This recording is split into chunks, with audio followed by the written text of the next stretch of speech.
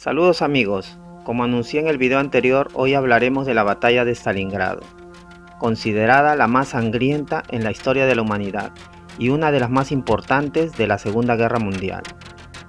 Una guerra donde todos los males de la humanidad, incluyendo los naturales, se juntaron.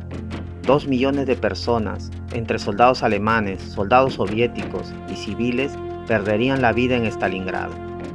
Entre septiembre de 1942 y febrero de 1943 se libró a orillas del río Volga esta gran batalla.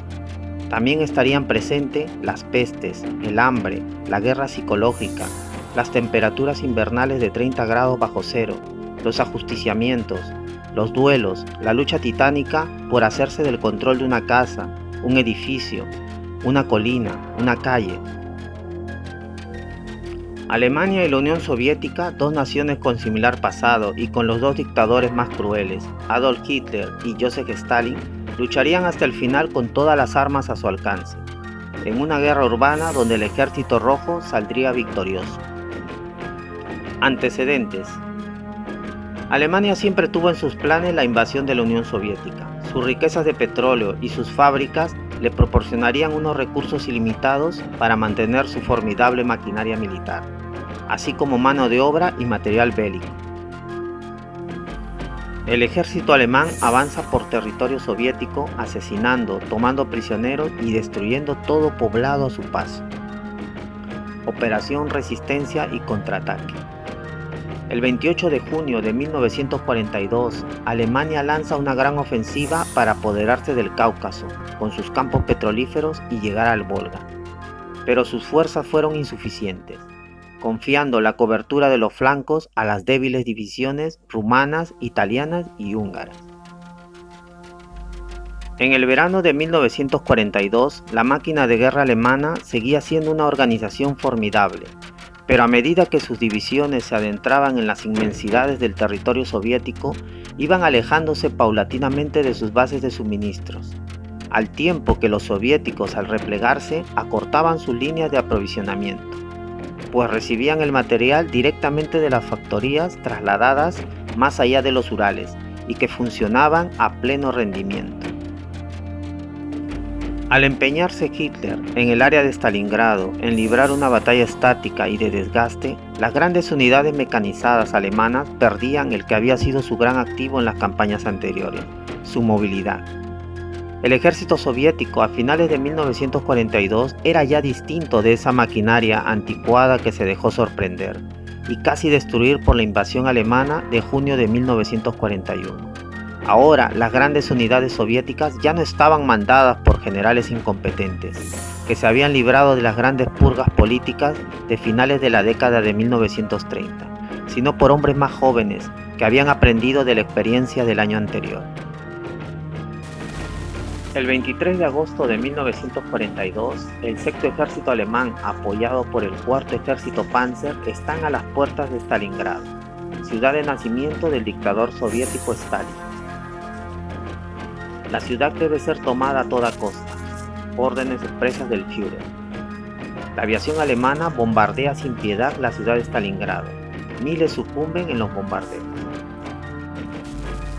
La defensa de la ciudad de Stalingrado está a cargo del 62º Ejército Soviético. La batalla fue sustancialmente una batalla de infantería, por más que en ella interviniesen carros de combate o se librasen feroces combates aéreos. La resistencia es de vida o muerte. Se luchaba casa por casa, habitación por habitación.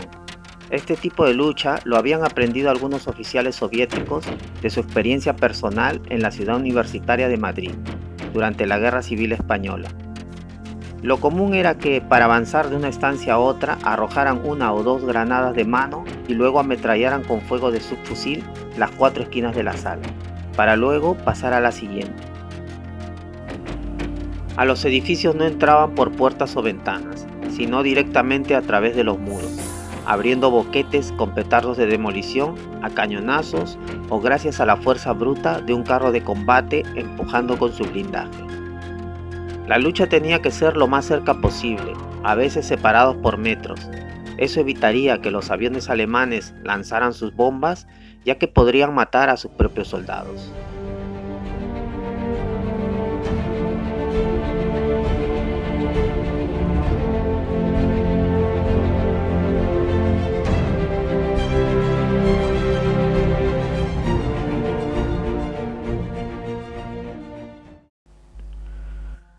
ático junto a un cruce de calles podía constituir un bien muy preciado, y en ocasiones el edificio cambiaba de manos varias veces. De día dominaban los alemanes, pero al caer la noche era el turno de los soviéticos. La ciudad de Stalingrado se cobraría la vida de 40.000 civiles, pero para entender la inmensidad de esta batalla, cabe aportar datos como que los alemanes consumieron 25 millones de cartuchos de fusil y ametralladoras, solo el mes de septiembre de 1942, o que los soviéticos perdieron una división completa, unos 10.000 hombres en un solo día, en un intento por recapturar la colina Mamayev-Kurgan, desde donde se podía dominar la ciudad. Stalingrado fue también una batalla de francotiradores. Aquí nace la fama de Vasily Zaytsev, famoso por ser el autor de 241 muertes de soldados y oficiales de las Fuerzas Armadas de la Alemania nazi y otras fuerzas del eje, entre ellos 11 francotiradores alemanes. Abatir a los tiradores del otro bando era una de las prioridades de estos combatientes. «Usa cada bala con ciencia, Vasily», le decía de niño su padre, cuando cazaban lobos en la taiga de los Urales. Mataba 4 o 5 alemanes todos los días. El A soviético introdujo el principio de la caza en grupo en la táctica de combate, según el cual 3 pares de francotiradores cubrían la zona de combate. Los pares constaban de un francotirador y un observador. Estos grupos resultaron ser muy efectivos. Vasily fue un símbolo de esperanza en una guerra sangrienta donde se luchaba por todo o nada. En una de sus memorias cuenta el duelo que sostuvo con uno de los mejores francotiradores de Alemania. Había sido enviado específicamente para eliminarlo, duelo en el que Vasily salió victorioso. En aquellos momentos de desesperación, el dictador Stalin promulgó la temida Orden 227, ni un paso atrás. Todo soldado y oficial que retrocediese en la batalla sería considerado traidor a la patria, y sus compañeros en la retaguardia, armados normalmente con una ametralladora pesada, tenían la obligación de ejecutarles. La Orden 227 es un ejemplo de hasta dónde estaba dispuesto a llegar Stalin para derrotar a Hitler. La fábrica de tractores Octubre Rojo se prepara para hacer frente al ejército alemán. 35.000 obreros y obreras trabajan en la planta. La producción de tanques no podía parar. La moral estaba muy alta y la causa era muy justa. La infantería alemana se encontraba a solo 200 metros. El primer batallón de milicias de trabajadores, algunos de uniforme, pero la mayoría con su ropa de paisano, se dirigían a las barricadas hechas con sacos de arena. En los patios de la fábrica, situados a ambos extremos de la carretera principal norte y sur de Stalingrado, los comisarios políticos asignaban tareas a miles de trabajadores.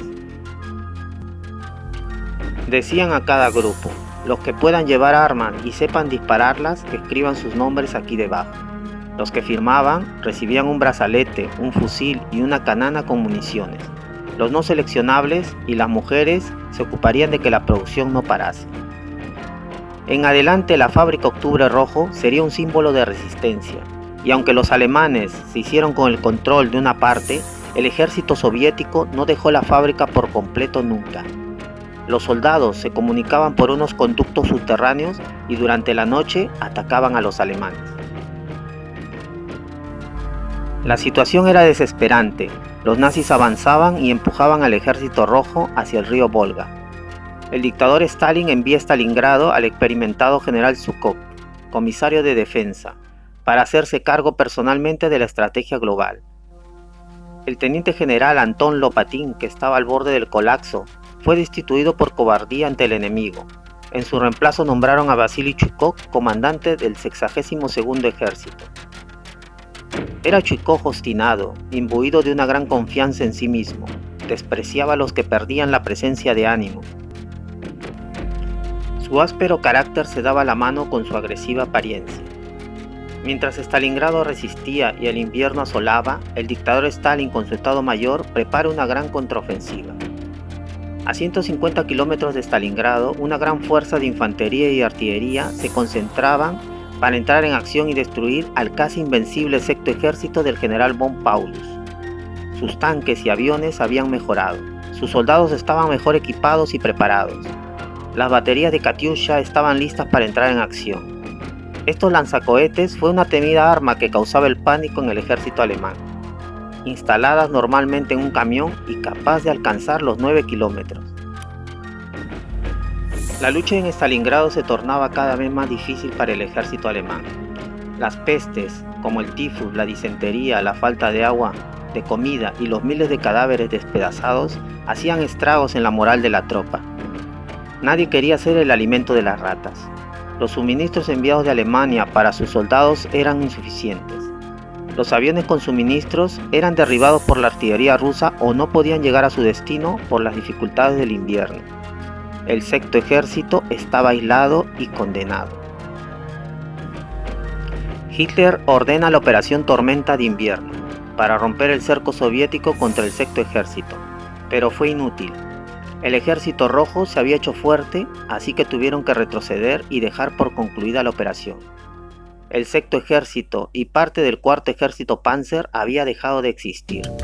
Los soviéticos habían hecho 91.000 prisioneros, entre ellos 22 generales, incluido el propio general Paulus, quien había sido ascendido por Hitler a mariscal de campo días antes, para que no se rindiera y luche hasta el final, dejándole un mensaje.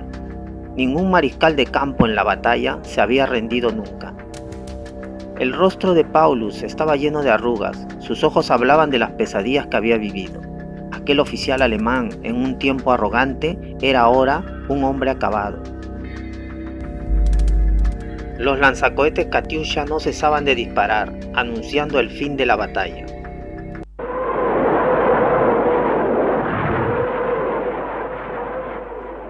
Los últimos soldados alemanes se rendían en la fábrica Octubre Rojo.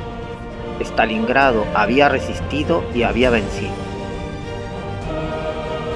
En la colina Mamayek Kurgan en Stalingrado, llamada actualmente Volgogrado, se alza una estatua de la madre patria rusa de 85 metros de altura. 34.500 personas están enterradas bajo la estatua. La madre patria rusa y firme, con un paso adelante y su espada en alto, llama y exhorta a sus hijos a luchar contra el enemigo. Bueno amigos, hasta aquí la batalla de Stalingrado. Si te gustó el video no te olvides de suscribirte al canal y darle un like. También puedes seguirme en mis redes, los enlaces están en la descripción del video. Interesante historia, una lucha llena de valor y heroísmo. Coméntame qué te pareció. Gracias por tu visita y nos vemos hasta la próxima historia.